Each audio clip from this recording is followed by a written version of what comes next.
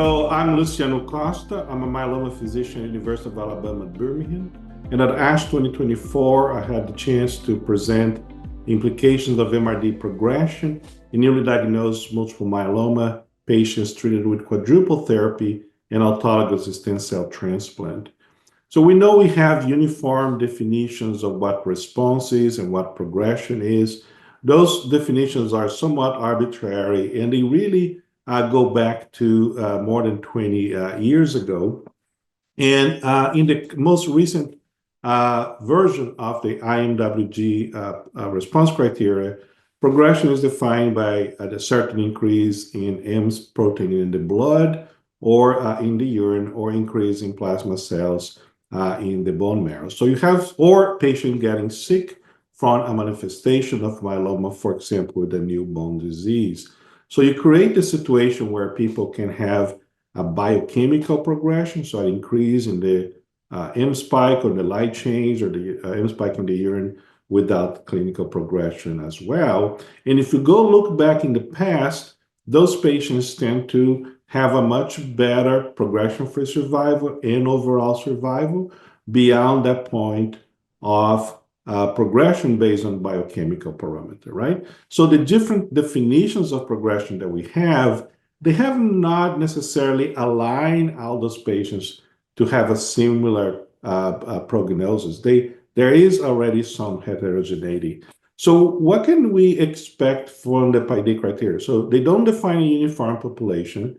They not necessarily indicate when patients need to start treatment, because sometimes you can observe those patients for several months before starting treatment. And sometimes you might want to start treatment in somebody with biochemical progression without even have any symptoms. But they seem to identify an equivocal rise of disease burden. In all those cases, we have accept that either increase in M spike or development of a new bone disease, for example, means there is disease growing on that patient. And the question is, are other biomarkers that give us that unequivocal indication there is disease rising?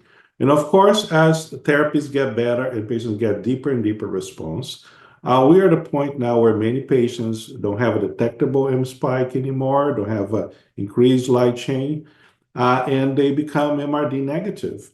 And on those patients, in some circumstances, we observe the MRD rise, increase, go from negative to positive before we have even any biochemical evidence of progression. This has been looked at in several trials, and they seem to indicate that the MRD resurgence tends to come before progression by anywhere from 20 to 40 months. But the problem is that all precedes the introduction of anti-CD38 monoclonal antibodies. And we know that with those therapies, more patients achieve deep response, which means those who have escape, who have an increase in MRD, might actually have a very different biological behavior. So we aim to describe the implications of MRD progression in the setting of newly diagnosed myeloma treated with quadruple therapy. We use two databases. One is the master trial that used DARA-KRD induction, followed by transplant, followed by up to 8 cycles of DARA-KRD, with duration of DARA-KRD dictated by achievement of 2 consecutive MRD negative reads. And beyond that point, patients were observed, but those who did not reach MRD negativity went on lenalidomide. We also had another institutional database with 103 patients who were treated with DARA-VRD instead of DARA-KRD. It is kind of a more recent cohort of patients, and they were managed very similarly, with the difference that we not necessarily stop therapy on all patients who had MRD negativity twice. And all those patients were observed with serial MRD assessment. And we had to decide to define what we're going to call progression of MRD, what we're going to call a significant MRD rise. And we define that as increased by 1 log. So if the patient is negative to 10 to minus 6, to go to 10 to minus 5. If the patient is 10 to minus 5, go to 10 to minus 4, and so on. And we measure the time from that MRD progression until failure of the next therapy, regardless if that therapy is started right away or if the doctor waited for biochemical or clinical progression to start the next therapy. And we compare that with patients who had progression of disease without prior resurgence of MRD progression. And we call that endpoint survival-free or failure of second-line therapy. And this is our patient population. As you can see, the patients had a high proportion of patients with high-risk chromosome abnormalities, a patient with a median age of 61, as many as those patients underwent autologous transplantation. And out of those 216 patients, 19 had MRD progression and 30 had progression not preceded by MRD progression.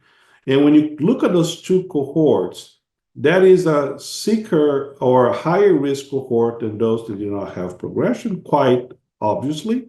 So you have like 37 and 35% of patients with 2+ high-risk chromosome abnormality. You had more patients with ISS3.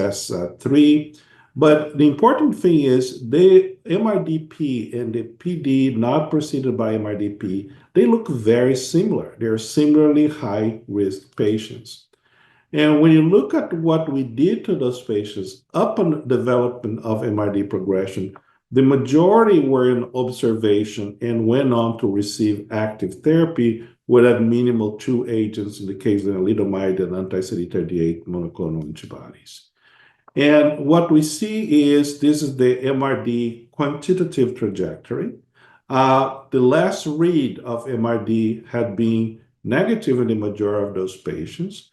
And in average, it's not a subtle increase. It's a very abrupt increase that often ways exceed the 1 log that we set as threshold. And despite the fact that those patients, for the vast majority, were treated, they were not just observed, we still have a very fast time from MRD progression to IMWG-defined progression. There was a median of 10.1 months. But most important, when you look at how those patients did in terms of survival-free of failure of second-line therapy and overall survival, they did very similar to those patients who had a progression as defined by the IMWG. So in summary, MRD-P is uncommon. That's the good news. Only few patients out of more than 200 experienced that event. But however, those who do, at least with this follow-up, which is about 40-something months, they have a much worse prognosis than MRD progression as seen on prior studies on patients who did not receive an anti-CD38 monoclonal antibody. And they look, by our purpose, very similar to those patients with quote-unquote real PD in terms of overall survival and survival-free or failure of second-line therapy.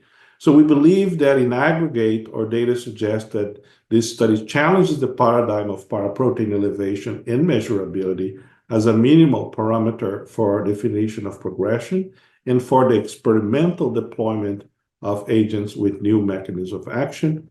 And I want to acknowledge this was data collected at our institution, but also from master trial that was performed by the COMMIT Consortium. Thank you very much.